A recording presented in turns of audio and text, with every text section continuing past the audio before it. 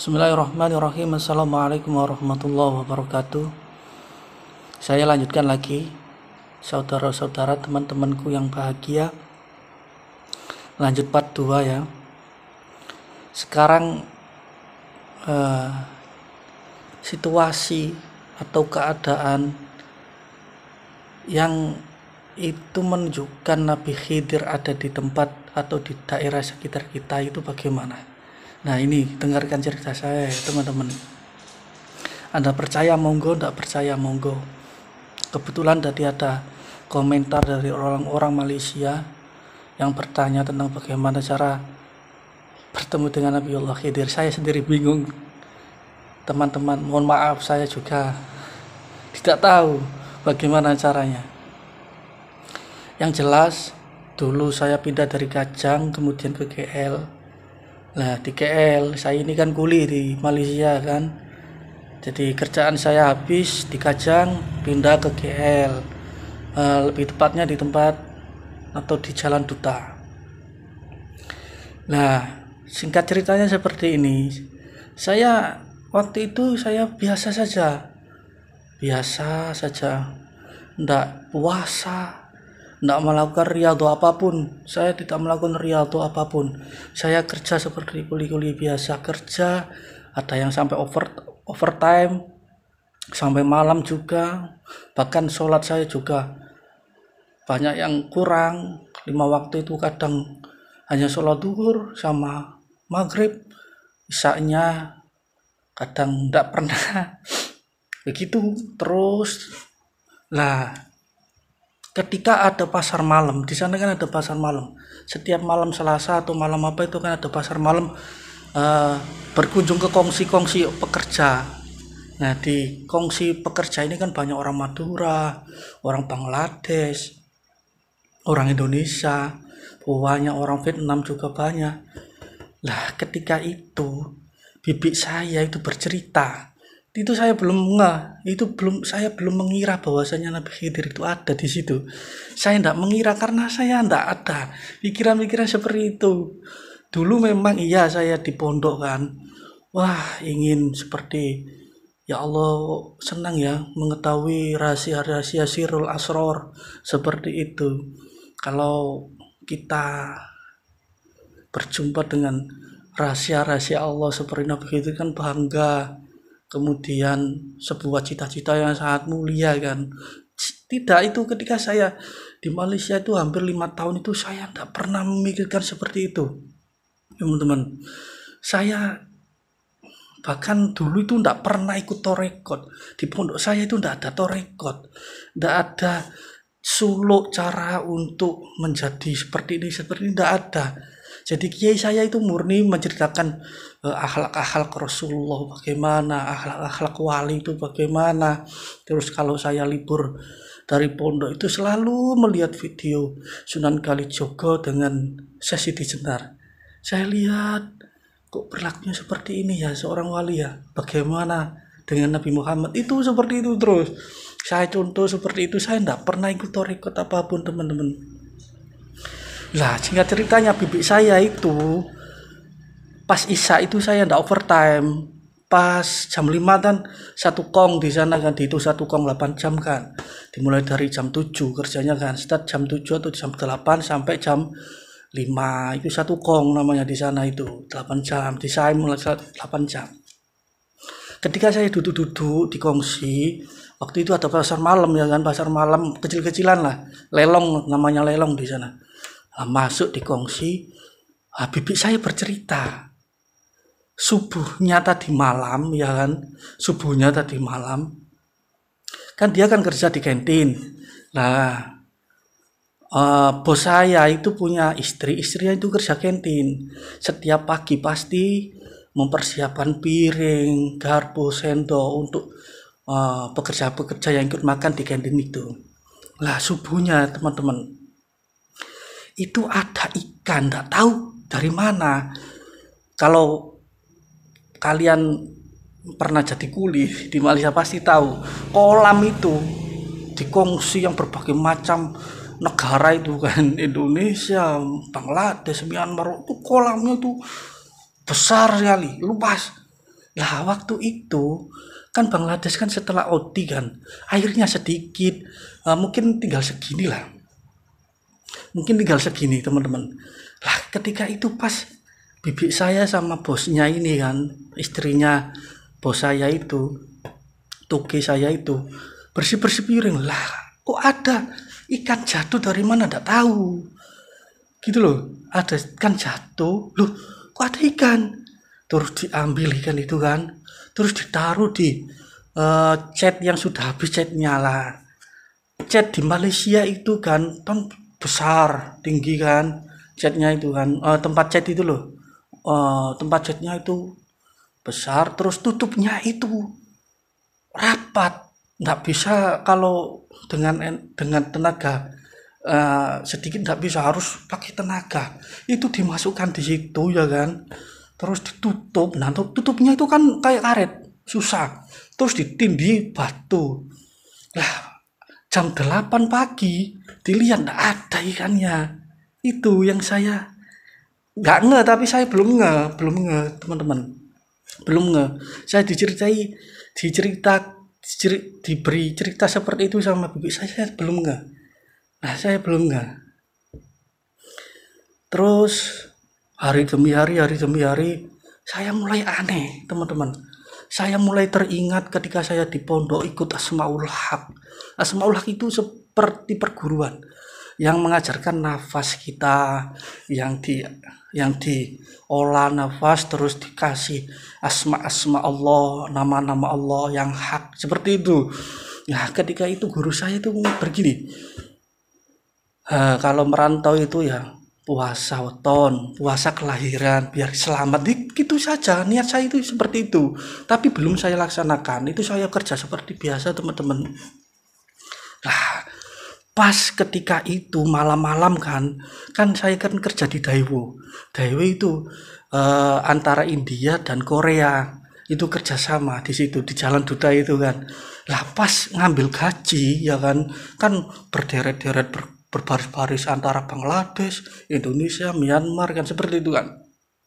Ketika itu bos Korea itu berkelahi dengan orang India gitu loh teman-teman. Lah waktu itu saya kan kok tambah berkelahi, terus kapan selesainya ngasih gaji ini, kapan selesainya. Terus saya nggak sengaja teman-teman, saya seperti ini, saya tampil seperti ini, katanya orang India itu ada yang terpental, terus kemudian berhenti perkelahiannya berhenti. Setelah itu orang Korea itu sampai seperti ini, bahasa Inggris kan, kamu mau nggak jadi bodyguard saya? Nah, saya bingung kan, saya itu kayaknya nggak pakai tenaga, tapi alam saya juga sudah lama nggak mengerjakan amalan-amalan di pondok, jadi saya kira sudah nggak ada lah, apa ya, saya nggak punya apa-apa lah, seperti itu. Jadi saya terkenal waktu itu, satu malam itu terkenal gara-gara katanya kan banyak orang dia kan seperti ini, ada yang seperti lah, kok saya pulang ini, katanya orang yang melihat itu sampai orang India itu sampai berhenti, tapi orang Malaysia jelas tahu orang India itu bagaimana kuat-kuatnya. Dengan orang Bangladesh itu sudah kuat, tapi orang India tambah besar-besar, kekar-kekar. Sampai orang Korea itu sampai ingin saya jadi bodyguard. Jadi kalau belum gaji semua orang pinjam itu tidak diboleh. Saya sudah diboleh untuk pinjam. Seperti itu teman-teman. Saya juga tidak merasa punya apa ya, budi dengan orang Korea. Saya merasa biasa saja, tapi orang Korea menganggap saya, terus saya itu di kongsi itu sudah banyak yang menjadikan wah ada orang Indonesia. Dulu kan rambut saya panjang, saya sekarang juga panjang. Lah besoknya keluarga saya di Indonesia itu ada yang pergi ke Malaysia. Lah saya jemput di Cukit kan. Lah sebelum saya berangkat itu kan, saya ada orang nyapu di kongsi, di sekitaran kongsi saya itu ada orang nyapu. Kok orang beda ya? Saya sudah lama di situ buat kongsi sampai lama, hampir 3 bulanan lah proyek di situ kan. Loh ini orang baru ya yang nyapu, saya sudah, tapi saya nggak nge. Terus saya pamiti kan, kongsi saya kan nggak ada kuncinya kan. Saya cakap sama orang tua ini yang nyapu di depan kongsi saya, Pak Ci, tolong jaga saya punya kongsi, pasal kongsi saya tak ada lock, tak ada key. Lah terus Pak Ci ini wajahnya seperti orang Bangladesh. Dia itu kayak orang Bangladesh. Iya, ini yang saya akan ceritakan kepada teman-teman. Ini kalau waktunya terlalu panjang besok lagi ya teman-teman, saya jelaskan. Soal memori HP saya terlalu penuh. Lah, orang ini tidak menjawab iya saya tidak. Langsung dia berkata seperti ini. Saya dengar-dengar awak nih orang hebat. Duh. Lah saya mikirnya itu bukan kesana bukan. Mikirnya, oh berarti tadi malam saya berkelahi menyelamatkan orang Korea tadi sudah terdengarlah di kongsi-kongsi di saya punya tempat kongsi-kongsi itu. Saya mikirnya seperti itu. Orang ini itu seperti itu ngomongnya. Saya dengar awak nih orang hebat. Loh saya bingung kan, saya memang ada tujuan kecukit kan sama saudara saya. Langsung saya tidak menghiraukan mungkin kayak orang hebat tuh gara-gara tadi malam yang katanya saya itu nggak menurut logika itu seperti itu. Nah seperti itu saja teman-teman. Besok kita atau mungkin saya lanjutkan kembali lah. Jadi setelah itu ya saya ke Cukit, saya kembali. Nah ketika itu saya aneh teman-teman, saya itu malas kerja, malah puasa 1 hari 2 hari itu mungkin saya makannya, pertama saya makannya masih biasa ke kantin mak saya itu, kantin biasa kan kita manggil mak kan gitu kan. 1 hari pertama saya biasa, 2 hari itu saya sudah mulai tidak lapar teman-teman. 3 harinya itu saya tidak makan, sampai mak kantin saya itu seperti ini. Saya tidak sebutkan nama saya ya teman.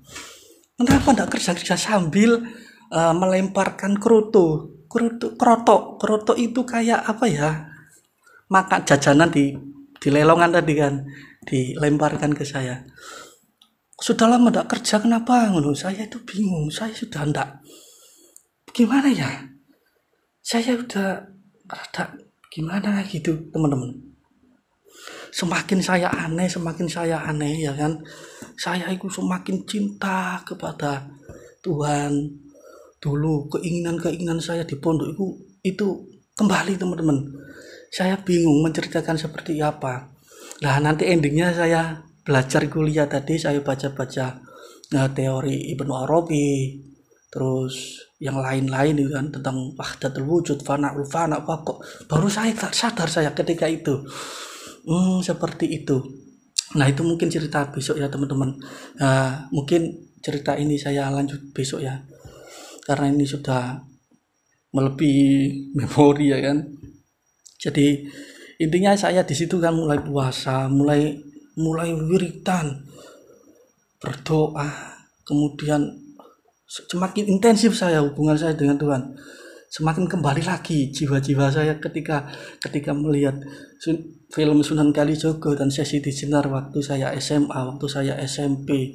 Di pondok juga ada cerita yang sangat tidak masuk logika itu loh teman-teman. Jadi saya itu mau cerita ini masih panjang teman-teman, besok lagi ya teman-teman. Nah nanti saya ceritakan bagaimana ceritanya saya sampai mengetahui dia itu Nabiullah Khidir itu sampai bagaimana itu saya ceritakan besok ya teman-teman. Terima kasih telah mendengarkan ocehan-ocehan saya. Semoga pengalaman ini semakin memantapkan kita sebagai orang mukmin yang meyakini bahwa ayat-ayat Tuhan itu masih ada. Ayat-ayat yang tersurat dan tersirat itu masih ada, dan ilmu tasawuf itu benar-benar ada teman-teman. Teori-teori dari Ibnu Arabi, Imam Syadzili, Syekh Abdul Qadir Jailani itu memang benar-benar ada teman-teman. Dan saya tidak pernah ikut sul atau tarekat, tapi saya merasakan sendiri bagaimana kopi itu pahit, kopi itu warnanya apa. Saya merasakan sendiri, saya meminum sendiri tanpa orang yang menceritakan, saya merasakan sendiri. Besok teman-teman saya akan lanjutkan cerita ini. Wallahu a'lam bishawab. Billahi taufiq wal hidayah, waridha wal inayah. Wassalamualaikum warahmatullahi wabarakatuh.